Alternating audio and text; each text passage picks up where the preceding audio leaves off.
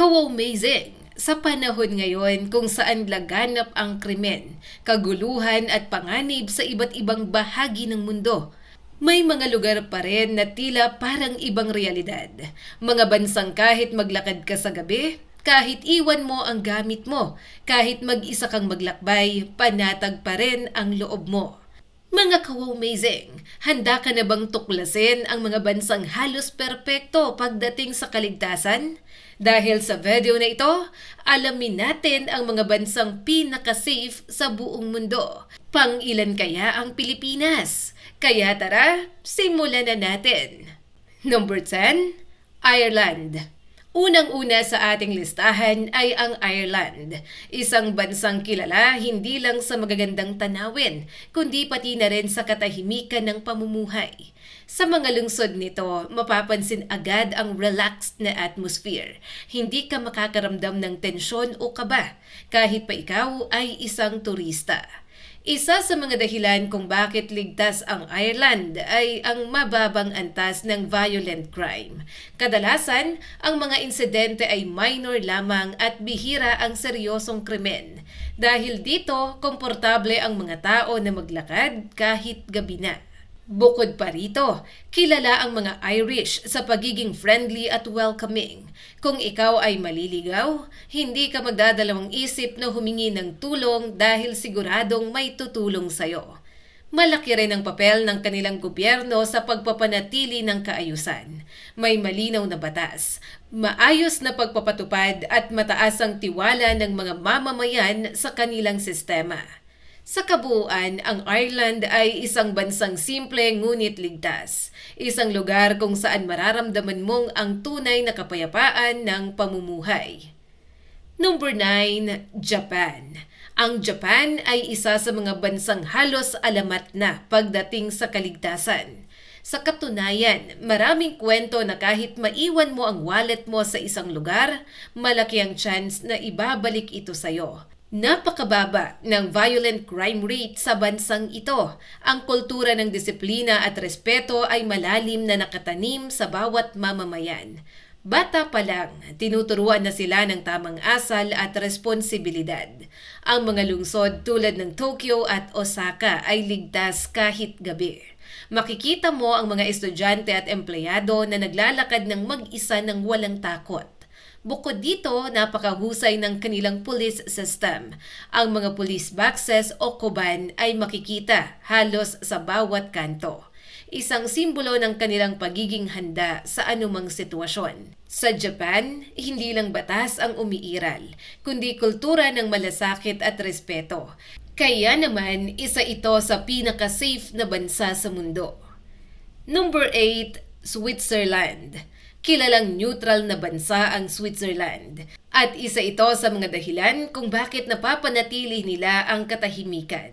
Walang masyadong political conflict at stable ang kanilang sistema. Ang kanilang mga lungsod ay malinis, organisado at disiplinado. Ang mga tao ay sumusunod sa batas, hindi dahil sa takot, kundi dahil sa respeto sa kapwa. Napakataas din ang kalidad ng healthcare system dito. Kapag ligtas ang kalusugan ng mamamayan, mas nagiging maayos ang kabuuang lipunan. Ang crime rate sa Switzerland ay napakababa. Hindi karaniwan ang marahas na krimen at ang mga tao ay may mataas na antas ng tiwala sa isa't isa. Kung naghahanap ka ng bansang tahimik, organisado at ligtas, ang Switzerland ay isa sa pinakamagandang halimbawa. Number 7, United Arab Emirates o UAE. Sa unang tingin, maaaring isipin mong delikado ang UAE dahil sa lokasyon nito. Pero kabaligtaran ang katotohanan. Ang UAE ay isa sa may pinakamababang crime rate sa mundo.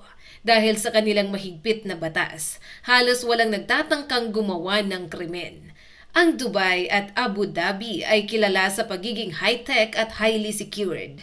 May mga surveillance system na halos sumasakop sa buong lungsod. Bukod dito, napakahusay ng infrastructure para sa mga turista. Ligtas ang transportasyon, malinaw ang mga patakaran at mabilis ang response ng mga otoridad.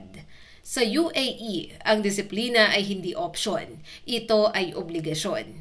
Kaya naman nananatili itong isa sa pinaka-safe na destinasyon sa mundo.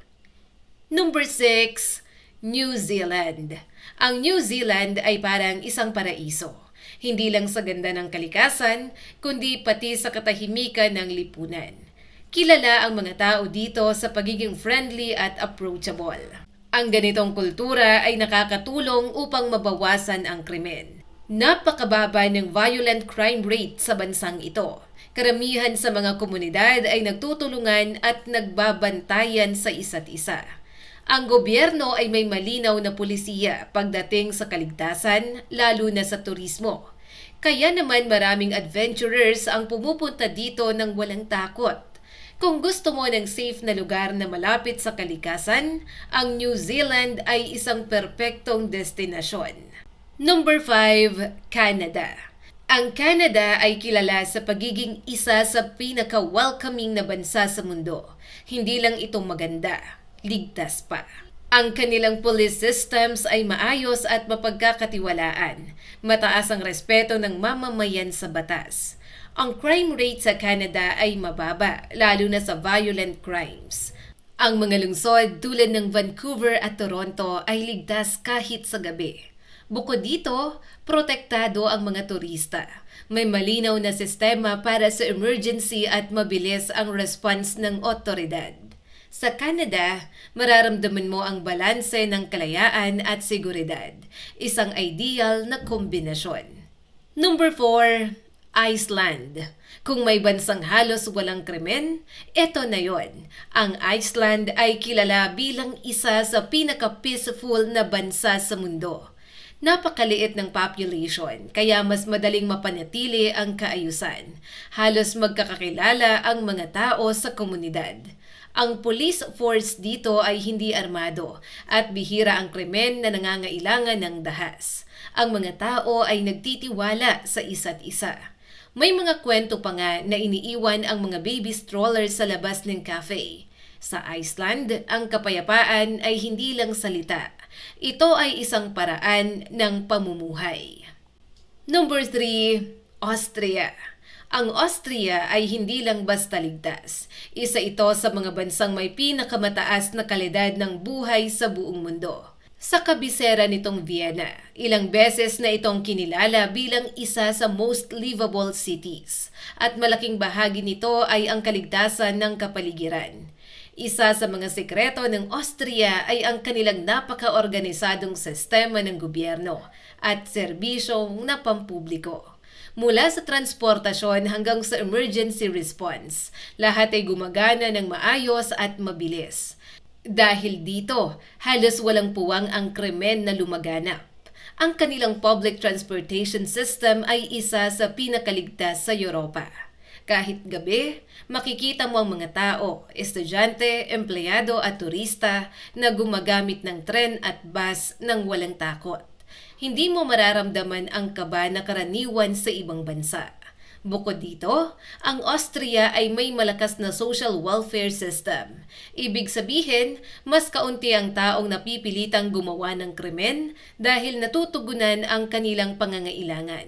Mula healthcare hanggang edukasyon. At higit sa lahat, ang kultura ng mga Austrian ay nakatuon sa disiplina at respeto sa batas. Hindi lang ito ipinapatupad, ito ay natural na bahagi ng kanilang pamumuhay. Kaya naman sa Austria, ang kapayapaan ay hindi aksidente, kundi resulta ng maayos na sistema at kultura. Number 2, Australia. Ang Australia ay isa sa mga bansang may perpektong balanse ng modernong pamumuhay at seguridad. Hindi lang ito ligtas, ito rin ay highly developed at well-managed. Isa sa pinakamalaking dahilan ng kaligtasan dito ay ang kanilang mahigpit at malinaw na batas. Ang pagpapatupad nito ay consistent at walang pinipili. Kahit sino ay mananagot kapag lumabag. Ang kanilang police force ay kilala sa pagiging highly trained at mabilis rumesponde. Sa mga lungsod tulad ng Sydney at Melbourne, halos bawat sulok ay may surveillance at security presence na nagbibigay ng sense of safety sa mga tao. Bukod dito, ang Australia ay may world-class healthcare system. Kapag ang kalusugan ng mamamayan ay maayos, mas nagiging stable ang lipunan na direktang nakakatulong sa pagbaba ng krimen.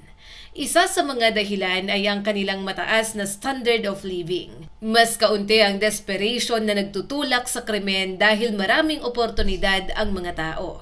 Trabaho, edukasyon at suporta mula sa gobyerno. Sa Australia, mararamdaman mo na ang kaligtasan ay hindi lang dahil sa batas, kundi dahil sa maayos na sistema, oportunidad at disiplina ng mga mamamayan. At narito na tayo ka-amazing sa tuktok ng ating listahan. Number 1, Netherlands. At narito na ang bansang nangunguna sa ating listahan.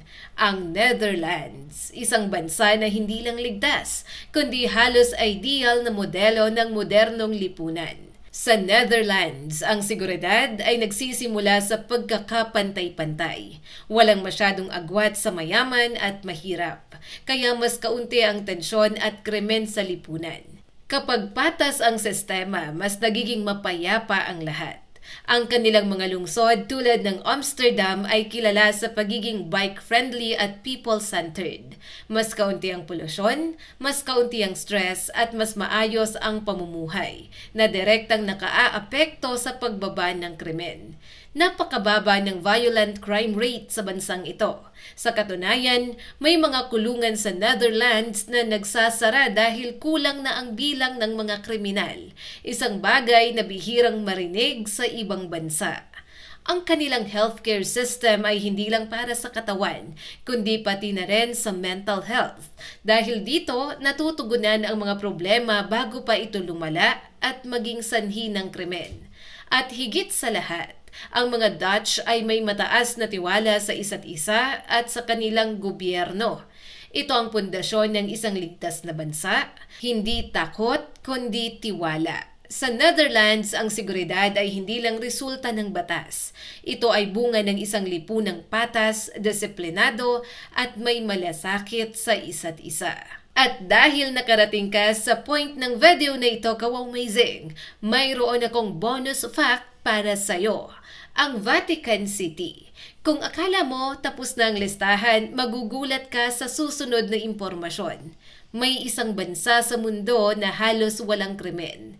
At higit sa lahat, walang sariling pulis. Ito ay walang iba kundi ang Vatican City, ang pinakamaliit na bansa sa buong mundo. Sa halip na tradisyonal na police force, ang seguridad dito ay pinangangasiwaan ng Swiss Guard, isang espesyal na grupo na itinalaga para protektahan ang Papa. Makikita sila sa kanilang makukulay na uniforme, pero huwag kang magpaloko. Sila ay highly trained at handang ipagtanggol ang Vatican anumang oras. Bukod dito, ang paligid ng Vatican ay binabantayan din ng mga otoridad mula sa Rome. Kaya kahit walang sariling pulis ang bansa, nananatili pa rin itong isa sa pinakaligtas na lugar sa buong mundo. Dahil maliit lamang ang populasyon at kontrolado ang access ng mga pumapasok, halos wala talagang naitatalang krimen dito.